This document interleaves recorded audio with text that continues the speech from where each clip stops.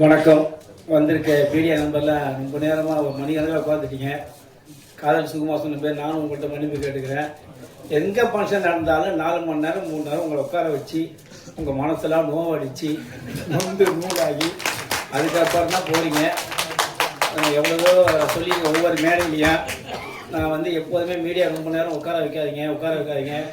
அவங்களும் நம்மள மாரி மனுஷங்க தான், கை கால் கடிக்கிறான்னு. அதனால் உங்கள்கிட்ட திருப்பி ஒரு நாளாக மன்னிப்பு கேட்டுக்கிறேன். வணக்கம் பண்ணையார். நான் பேச வரல பாதி சுகுமார் பேசுகிறா போட்டு குறுக்க பேசலான்னு செய்யோ, நான் சொல்ல வரேன் நீயே சொல்லியிருக்க அப்படின்னு. என்னான்னு கேட்டிங்கன்னா 30 வருஷத்துக்கு முன்னே நான் பண்ணைய பேரே செல்லில் வந்து வணக்கம் பண்ணையார் தான் சேவ் பண்ணி வச்சுருக்கேன். ஆக்சுவலாக கரூர் துரைராஜன் தான் ஃபோன் அடித்தா வணக்கம் பண்ணையார்னு வரும். அவனே சொல்லுங்கள் பண்ணையார் அப்படின்னு.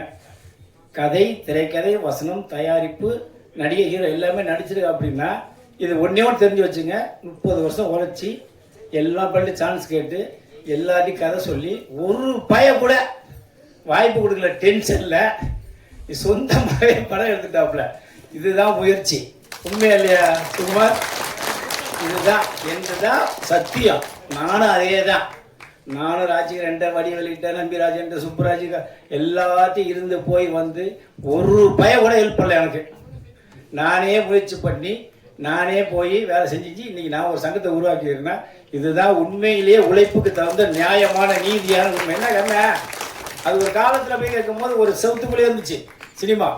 இப்போ உலகம் முழுக்க பறந்து வந்ததுனால இன்னைக்கு யாருமா ஹீரோ ஆகலாம், யாருமா டைரக்ட் பண்ணலாம், யாருமா நடிகர் ஆகலாம், என்னமா செய்யலாம் பணம் இருந்தா. ஆனால் பணம் இருந்தா படம் ஒழுங்கா எடுத்தா எப்போதுமே ஜெயிக்கலாம். சினிமா நம்ம நேரம் தான் நிற்கலாம். அது காதல் சுகுமார் சொல்லும்போது எனக்கு ரொம்ப நம்ம ஆனந்த் பாபு சார் சொல்லணும். 1983 நான் கூட உட்காந்து பேசியிருந்தேன். வானம் பாடு எப்போ வந்துச்சுன்னு 83நாரு. நான் 84ல் ராயபுரத்தில் ஒரு கணேசனுக்கு வந்து சீட்டுக்கு மேலே வேலை செஞ்சேன். அப்போ இந்த டிவிலாம் பார்த்தீங்கன்னா இன்ஸ்டால்மெண்ட் கொடுப்போம். ஒரு டிவி, ஃப்ரிட்ஜு, இந்த ஃபேன்லாம் 50 பைசா வசூல் பண்ணுவேன். இதை ஏன் சொல்ல வரேன்னா, வானம் பாடி அங்கே நேரு பூங்கான்னு ஒன்று இருக்கு. அந்த நேரு பூங்கால் நாங்கள் ரெஸ்ட் எடுக்க பார்த்தேன் 1 மணி நேரத்துக்கு சாப்பாட்டு. அப்ப சாருடைய பாட்டு வரும். பாடும் வானம் பாடி மாடி வீட்டு ஜன்னல் கூட சட்டை போட்டு இருக்கு, அட ஏறி சின்ன புள்ள அம்மனமா இருக்கு, இன்று ரோட்டிலே நாளை வீட்டில் ஒரு பாட்டு பாடும். அந்த பாட்டை பார்த்து அழுவேன். ஆமா சார், ஏன்னா நாங்கள் அப்பா அம்மாலாம் விட்டுட்டு சினிமாக்க வந்து வாழ்வே அர்ப்பணிச்சுட்டு எதுவுமே இருக்கும் போது உங்களை பார்த்து வச்சு நான் எப்போதுமே இப்போ கூட என்னோட ஆஃபீஸில் எங்கள் அண்ணன் இருக்காரு, யூடியூப் ஆன் பண்ண அந்த பாட்டை கேட்காம நான் இருக்க மாட்டேன். இது உண்மை. அன்னைக்கு உண்மையிலேயே வாழ்க்கையில் வந்து உங்கள் பாட்டை பார்த்தாங்கன்னா உங்களோட வரியை கேட்டால் எல்லாரும் வச்சுருவாங்க. உண்மையா சொல்றேன். அதனால இன்னைக்கு வணக்கம் பண்ணையாருடைய இன்னைக்கு துரைராஜ் வந்து வந்திருக்காருன்னா அவர் எல்லாத்தையும் இழந்து திருப்பி வந்து என் சங்கத்தை சொல்றார். அண்ணா நான் எல்லா பக்கத்தை சொல்லி என்னுடைய எண்ணத்தை மட்டும் நான் விடலை.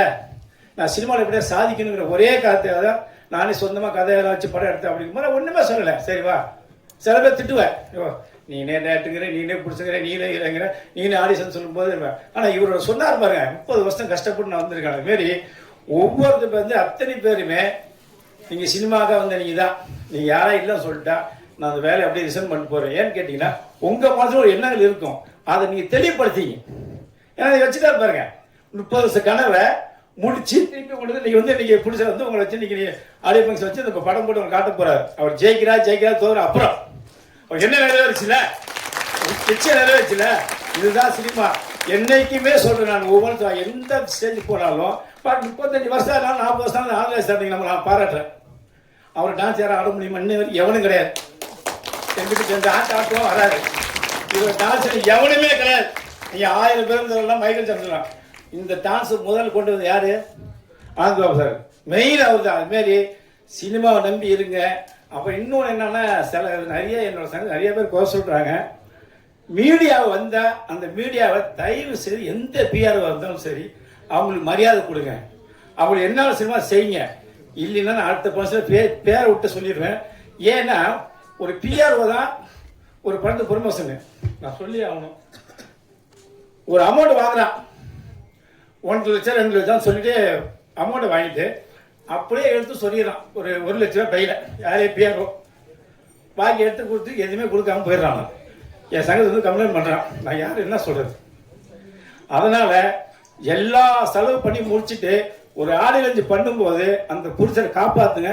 இந்த பிஆர்ஓக்கு தான் பொதுவாக சொல்கிறேன். அடுத்த நான் பேர் சொல்ல ஆரம்பிச்சிடுவேன். தயவு செய்து ஒரு தயாரிப்பாளை காப்பாற்றுங்க.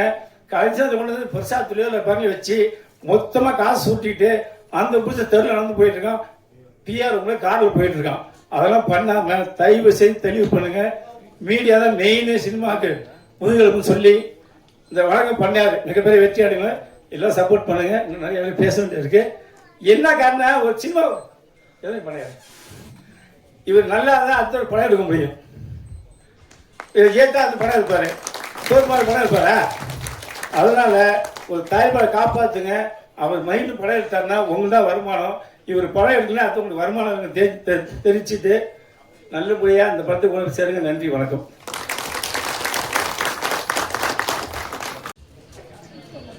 மன்னிக்கணும். இப்போ சார் பிஆர்ஓ பற்றி பேசுனால இப்போ நான் வாலண்டரியாக வர வேண்டியதாச்சு. சார் ப்ளீஸ், சாரி சார், மன்னிச்சிருங்க. இந்த படத்தில் நான் பிஆர்ஓவை தான் நடிச்சிருக்கேன். ஆமாம், 10 பிஆர்ஓ இருக்காங்க, 8 பிஆர்ஓ நல்லவங்க இருப்பாங்க. அதில் 2 கேப் மாதிரி இருப்பாங்களா, அதில் நான் கேப் மாதிரி பக்கா கேப் மாதிரி நடிச்சிருக்கேன். சூரியகிருஷ்ணரை வந்து முருகன் கோயில் வாசலில் பிச்சை எடுக்க வச்சிருப்பேன். ஆமாம், அதில் என்னென்னலாம் பண்ணக்கூடாதோ, ஒரு மனுஷன் எப்படியெல்லாம் வாழக்கூடாதோ அப்படியெல்லாம் நான் வாழ்ந்திருப்பேன். அந்த படத்தில் எனக்கு அந்த ரோல் தான் சார் கொடுத்தாரு. எனக்கு கிட்டத்தட்ட 5 கேரக்டர் பண்ணுற மாதிரி பிளான் பண்ணாரு. முதல்ல போலீஸாக பண்ணுறனாரு, 2வது ஒரு நல்ல ரோல் பண்ணுறனாரு.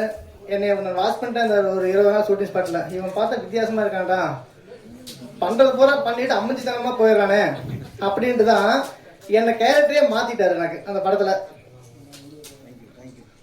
ரொம்ப நன்றி சார், நன்றி.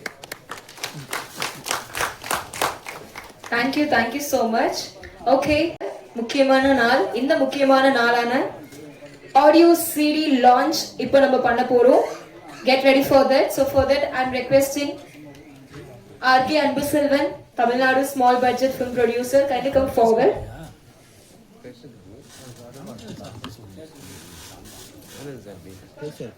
As a receiver, I'm requesting actor Anand Babu and advocate Arif Ali, kindly come forward please. And every film crew people, you to come and join with us.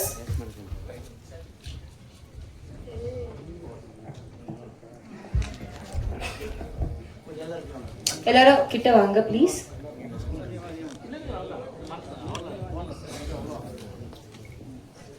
So yes, ladies and gentlemen, this is our day, special day of Vanakkam Pannaiya, the great audio CD launch. எல்லாரும் சேர்ந்து ஒரு பலத்த கைத்தட்டல் கொடுக்கலாம்.